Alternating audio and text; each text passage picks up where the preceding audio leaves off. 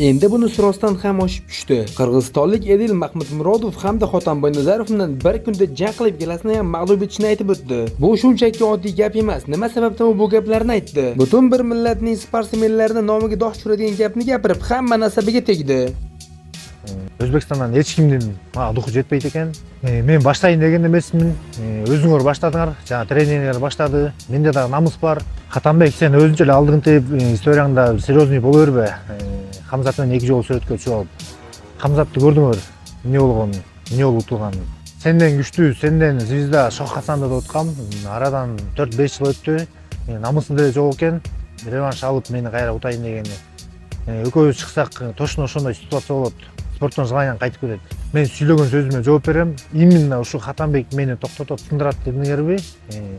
Men nemi Xatanbekni sindiraman. Jasur, давай sizlar uyushtirib bergile. Bu turnirda men urisha olmayman. Iyulda bo'yim bor.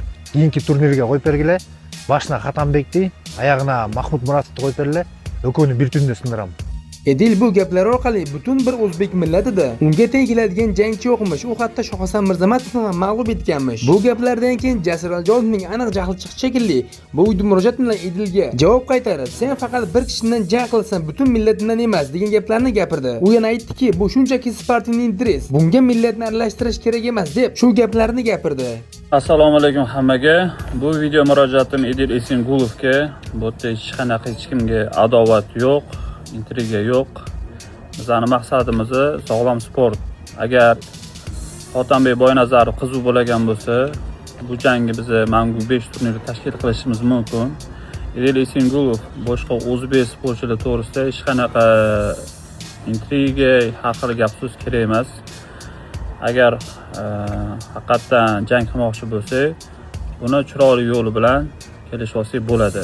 O'zbekiston, Qirg'iziston bizni birodarimiz, do'stimiz. Bu hech kim bilan yana aytaman, hech qanaqa bir-biriga bo'lgan negativ e'tiroz bo'lishi mumkin emas. Buni faqatgina sportning interesi deb to'g'ri qabul qilishingiz kerak. Rahmat. Edilning Mahmudmurodov haqida gapirgan gapiga Mahmudmurodov jim qarab turmadi va u har doim jangga tayyorligini aytdi. Bilasizlar, Mahmudmurodov internetda shov qilishni yoqtirmaydi. U faqat shovni ringda qiladi. Edilga ham xuddi shu gaplarni gapirdi.